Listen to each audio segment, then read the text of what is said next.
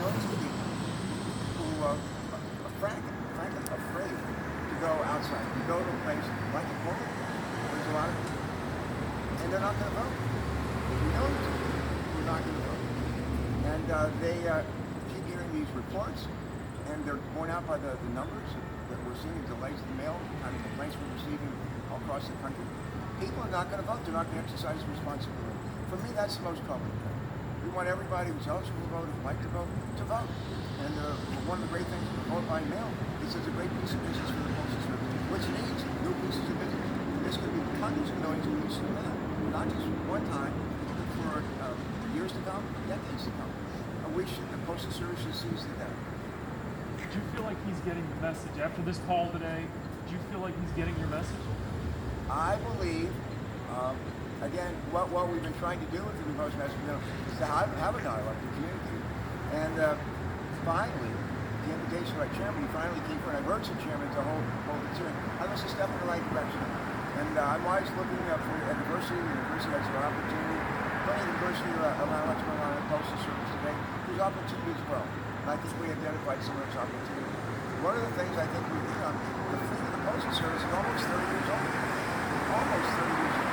They have a lot of mail handling equipment and mail handling facilities across the country, which is for first-class mail, not for packages and parcels. They need money to invest to modernize their fleet, to modernize their mail handling facility. And the other thing we need is to do this together. It's not all Democrats, it's not all Republicans. This is one that involves us all.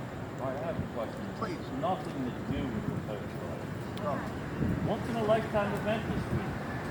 Delaware will never see this. I think the impact is on our state for this, our half of the Democratic and national convention. I think Wilmington, Delaware, had a chance to be on a world stage, a national stage, a world stage, and thanks to the great work of President, Vice President, Joe Biden, his running mate Kamala Harris, the whole team across the country, everybody who participated from one to the country another. We had a great convention. I never thought we'd be able to pull it off. Delaware came out looking great. The fireworks at the end last night were sort of like the cherry on the ice cream sundae. And we're basking in the glow, in the glow of what is great time in the last year. Lots and lots of people showed up at the event today. I think that there was gridlock for an hour after. Be surprised if the amount of people that showed up to just try to get a glimpse of this all. Well, it's not every day, as we know, that we nominate a president from the first state. It's never happened. And the idea that to do it and to do it well, we want to be a part of that. The other thing, people want to be with the women. And as I listened to Joe Biden give the speech live last night, I've listened to a lot of acceptance speeches by presidents, Democratic and Republican. I've never heard a speech better. Hell of a speech. Anybody else?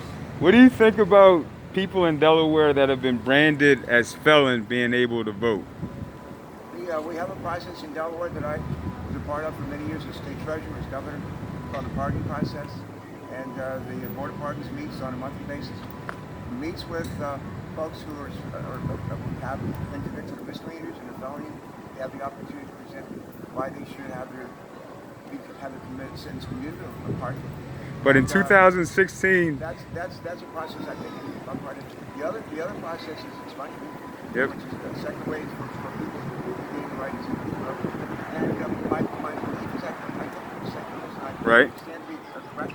right? But I think state by state, states are taking up legislation which enables people who, been convicted of misdemeanor or felony to be forgiven without the act of the court pardons, without going through the 20-year process. And I think we all of us make mistakes, and it's important that when people have made a mistake, a serious mistake, they straightened up, they corrected their lives, and live a life that they can be proud of and we can be proud of. They ought to have a chance to regain the right to vote. In Delaware, since 2016, if you haven't murdered anyone, raped anyone, question, can we talk or about that, offline, or committed any kind of crimes in office, you can vote. And there's still so many people that don't know that felons, quote unquote felons, people that have been branded felon, can vote still. And it's because what it is that the community still believes is true from back in the day, and what it is that people are being taught. I talked to a girl who actually is in the criminal justice program at University of Delaware. She's a junior yesterday, who didn't know that felons can vote in the state of Delaware. If you didn't murder anyone or rape anyone or commit any crimes in office like bribery, like Donald Trump, you can vote. Well, maybe one of the good things that can happen through this election process is the opportunity to remind people that the law was changed 4 years ago. 2016. For a lot of people, there's an opportunity to use the now. Yes, sir. So, that's a shared responsibility. Thank you, Senator Carper. I have one last question. Do you What need do you think anything of, from me? your Or PR I'm his press person? secretary, so I'm happy to. Excuse me, what do you think of your PR person who promises somebody a call and hasn't called them in over a month? Oh, man. Huh? Can you take me off of that? It's, It doesn't sound like Katie. No, It sounds like Katie.